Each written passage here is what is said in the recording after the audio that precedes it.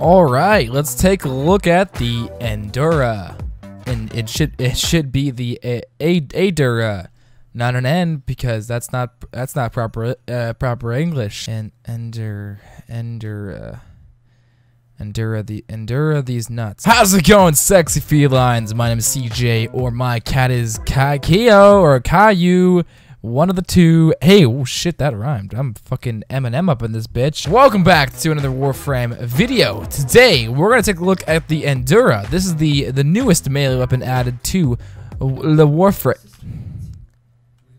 Would you shut the fuck up? The Endura is the second rapier weapon of its type. There has only been one rapier type weapon. These are kind of like a jousting type weapon, if you would, a better way to explain it.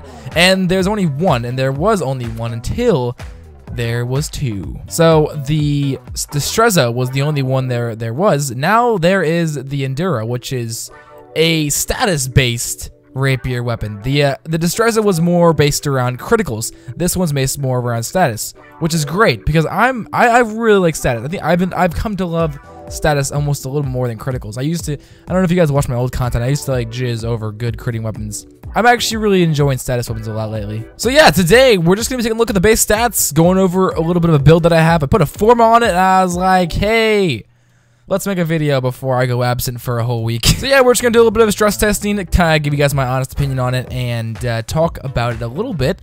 And that's it. Everyone's doing the same thing, so I don't want to make this too long of a video. So if you're wondering how to get the Endura, you can get it from the market, of course. If you don't feel like doing the alternative method, you can buy it from the market for 175 platinum. This will come with a pre-installed catalyst, which is great. You don't have to fuss with that. But the other way you can do it is by going into your clan dojo, into your Tenno lab research, which it's going to cost a lot of research if you're in a big clan. So all those storm clans out there, RIP. And yeah, once you replicate the blueprint, just build it in the foundry over there, and then you got it. So the Endura is a Tenno rapier that is going to do, I'd say the majority is going to be for status. Like I said, criticals aren't going to be the greatest on this weapon. 5.0 critical chance, not good. If you want to build for criticals, that's your choice. Do what you want. Your life, live it the way you want. But this does have a pretty good puncture damage base. It has 66.5 puncture at base, and also a 23 is not bad for slash. So overall, base damage is good. We have a 25% status chance at base. So if you put a couple element mods in here, dual stat element mods in here, you can get up to a good bit of status. The best way to build this weapon is going to be for status, if you guys could not tell already. And yeah, overall stats are alright. The attack speed is a little bit slow at 0.917 with a primed fury. There will be nothing wrong with that. I decided to go Rhino for this video because a rapier weapon and Rhino just don't look well together. They just don't mix. And I thought it'd be funny to fuck with you guys. I mean, look at this. It's just like, I mean, it doesn't look bad. It's just big ass bulky dude holding this small little petite sword. So here are the stats that I have for my personal build. I have one forma on this and a catalyst, and that is it. So we have a 1.42 attack speed, which is plenty fast. And I personally felt like going with a berserker on this build. Your call.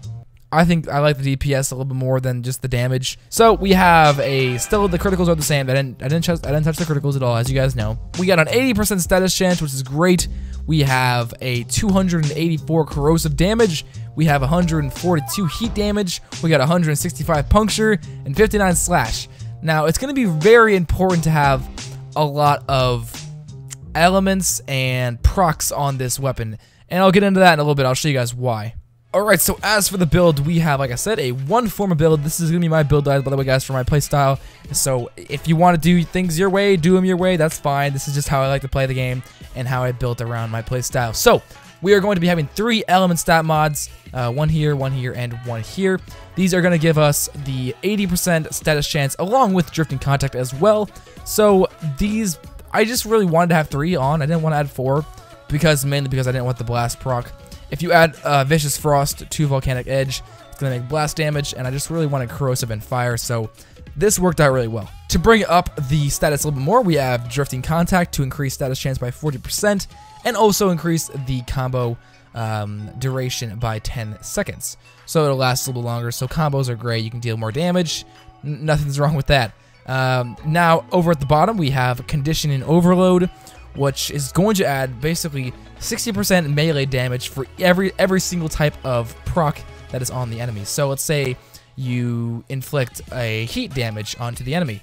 If that's on him, it's going to deal 60% more damage. Your melee is going to deal 60% more damage.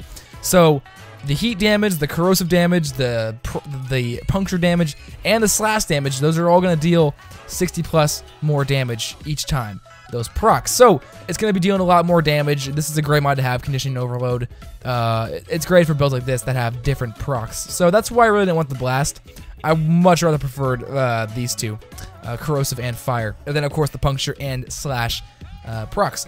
So last mods we have is Berserker for more attack speed.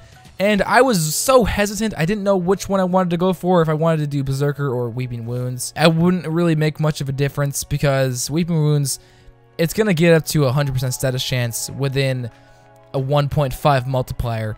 What this does is it adds more status chance the more multipliers you have. Nothing really matters above 100% status chance, so I was like, why not just get more DPS? And I really like the way this works. So when I went with Berserker, we have Prime Pressure Point and Primed Fury. So more damage and more attack speed, and that is the build. Now, I'm not a huge fan of staying in the simulation room a lot. I like to go out and try things on actual missions, but you know what, just for the sake of the video, before you guys are like, hey, Cole, how's it do against a level 135 heavy gunner? Well, I'll show you. Here we go. After this, though, I will go into an actual mission and kind of get some realistic gameplay. That's what I like to call it.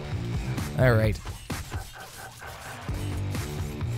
So the corrosive has procced. We're getting about halfway there. My finger is cramping up a lot lately. I don't know why. There we go. Very nice. Let's try that one more time. The corrosive is probably the best part about this. Oh wow, wow, that is pretty fast actually. And see ya. See you later. And the Condition Overload is really good too because it just deals just a bunch of more damage for every single proc. Heat, corrosive, puncture. It is pretty good. One more test. Let's do a Corrupted Bombard, level 135, and see how long that takes. I wasn't really hoping to make this video all about the simulation room, but I know a lot of you guys are really into seeing how something can do against a very high level armored enemy, which that just completely destroyed that enemy. Damn.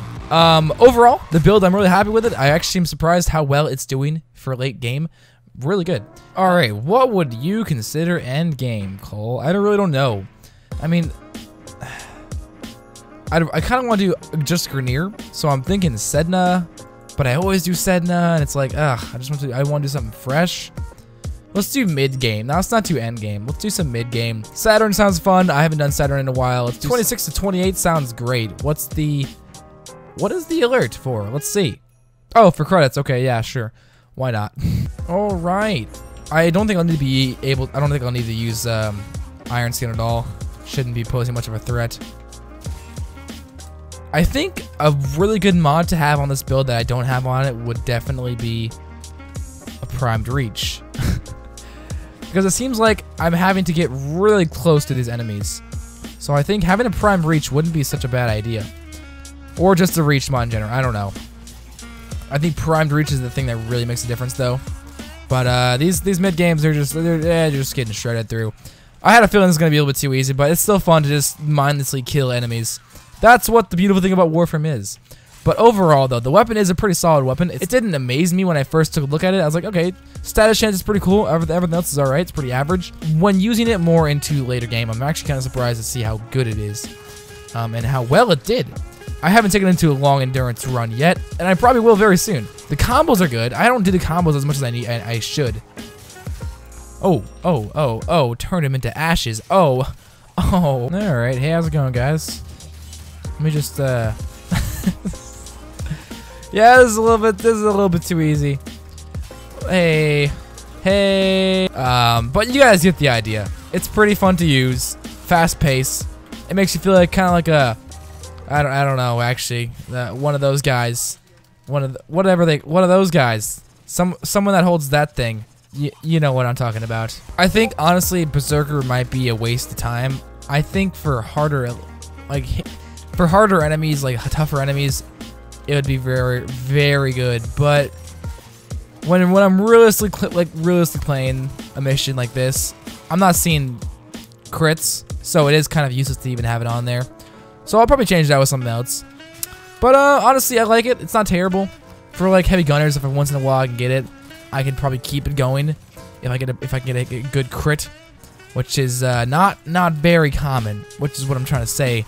So maybe replacing Berserker with something else might be a better choice if you want to copy this build. I might just test it around more. It's been out for a good day when I'm recording this. So I will probably change it around with something else. Who knows? I like to test it out, dip my feet in the water, see how it feels, and then try something else on. And there we go. Woo! Done. Cannot wait to get my 4,000 credits. Hell yeah, dude. I'm gonna buy myself a brand new Rari. Come on, give me the booger sugar, girl. Come on. Oh. Oh, yeah. There it is, boy.